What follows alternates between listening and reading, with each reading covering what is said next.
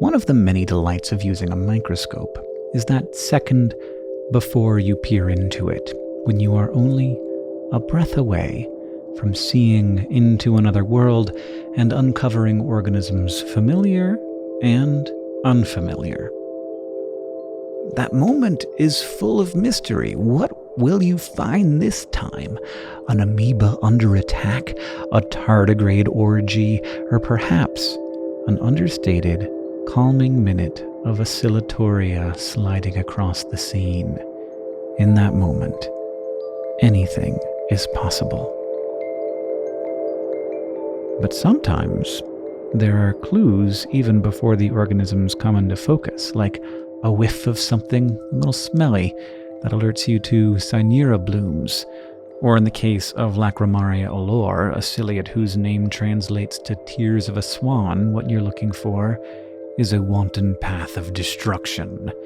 In a 1911 paper in the Journal of Animal Behavior, the scientist S.O. Mast described Lacrymaria as, quote, among the most interesting of living beings. Now, I'm sure we all have our biases about what the most interesting living beings actually are, and on the surface, Lacrymaria don't necessarily seem inherently more interesting than any other organism. Sure, they're ciliates, but so are plenty of other organisms. Also, they get to be around 100 micrometers long. They have both macronuclei and micronuclei, and some contractile vacuoles, which, again, is all very good, but none of those details make Lacrymaria particularly interesting. No, I mean, what we really want to know is what's going on with that neck. The Lacrymaria's teardrop-shaped body extends off that neck-like thing that has a sort of head at the end of it. Obviously, this head and neck are not actual heads and necks in our bodily sense of the words, but the structures are distinct, and so the terms are convenient ones for us to use here. And what makes the Lacrymaria's neck so remarkable is just how long it can get. Sure, the microbe may be named for a swan, but in his paper, Mast notes the more obvious animal comparison, punching the numbers to see how a Lacrymaria's neck compares to that of a giraffe. He writes, as dismissively as one can in an academic paper, that a giraffe has a neck that is scarcely as long as its body. By contrast, the Lacrymaria's neck can reach anywhere from 7 to 8 times its body length. As Mast goes on to say, if a giraffe could pull off such a feat, then we would, quote, find the giraffe browsing leaves from the tops of trees well towards 100 feet in height. Plus, the Lacrymaria's neck is just so flexible, able to wind itself around debris in a way a giraffe definitely could not. But where giraffes use their relatively shorter and stiffer necks to forage through treetops, Lacrymaria are much less vegan, using their neck to ambush prey. The Lacrymaria's hunting style is incredibly successful, but it's built in part on chaos. Instead of lying in wait for food to come by, the Lacrymaria plays the odds.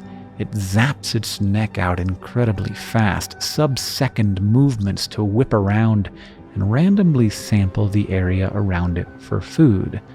This strategy helps the Lacrymaria capture all sorts of prey, and that's why, when you're looking down at your slides, you might see the damaged remains of the Lacrymaria's unfortunate victims before you see the hunter itself. If we saw this kind of carnage on the savannas of East Africa, pieces of animals strewn across the landscape, none of us would ever get within a mile of a giraffe ever again.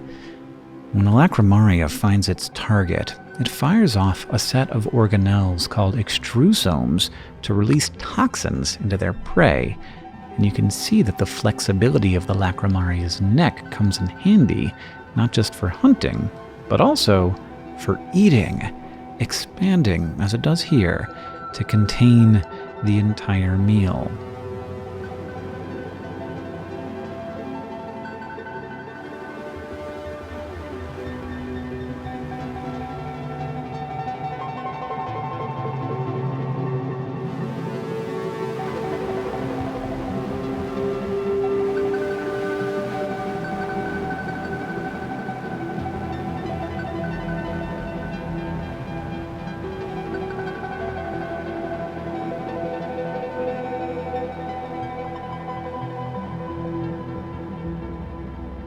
And even if the prey is larger or faster than the Lacrymaria and it can't get the whole microbe, it can still tear off quite a sizable chunk and make a nice meal out of that piece. Of course, all that movement is a lot, and it's not something that the organism can be doing all the time. Our master of microscopes was excited to find some of these Lacrymaria so he could observe them in action, only to find that they'd become much less active. Their necks would pull further and further inward until it was retracted entirely, and then the ciliate itself was completely still. Lacrymaria are rare enough to find as it is, and when James saw this strange stillness, he was worried that he might be doing something that was hurting his precious friends. Months later, he found some more Lacrymaria alore, but after 10 minutes of watching them, they did this same weird, dormant pose thing again. Concerned again that he might be killing them, James left the slide in a humidity chamber overnight. So imagine his relief when the next morning he found that the slide was full of reproducing Lacrymaria. That's when James noticed that this activity and dormancy seemed to be a repeated cycle. The Lacrymaria would awake and be active for about 10 minutes, and then retreat back to their inactive state for another 10 minutes, and then become active again. Scientists studying this phenomenon have used high-speed cameras to find that Lacrymaria cycle between 4 total states. There's an active state, where the microbe's neck is out and about to find some food. Then there's a resting state, where it all retracts. And then there's an activation and an inactivation state that transitions the microbe between active and resting, possibly allowing for the structures underlying the neck to rearrange as the Lacrymaria moves from one way of life to the next. And so while it's resting, the Lacrymaria is much less of a threat. Its neck, which again is not actually a neck, retracts, leaving its neighbors in a moment of peace. But when it awakens, it will return to twisting and turning and elongating, menacing the microcosmos until it has made a meal of it. Thank you for coming on this journey with us as we explore the unseen world that surrounds us. If you are a U.S. citizen and you want to not only keep imagining the world complexly, but also have a voice in your government, check out How to Vote in Every State.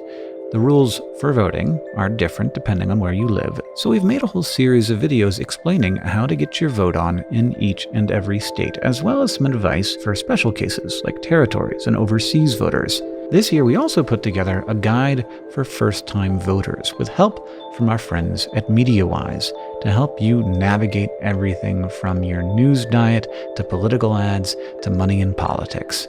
You can find all that over at youtube.com/howtovoteInEveryState. Thank you, as always, to all of the people on the screen right now. They are our patrons on Patreon. We have 2 Patreon tiers now, a $2 tier and an $8 tier. So go on over to patreon.com/journeytomicro if you want to be one of the people who make it possible for this show to exist at all. If you want to see more from our master of microscopes, James, check out Jam and Germs on Instagram. And if you want to see more from us, there is always a subscribe button somewhere nearby.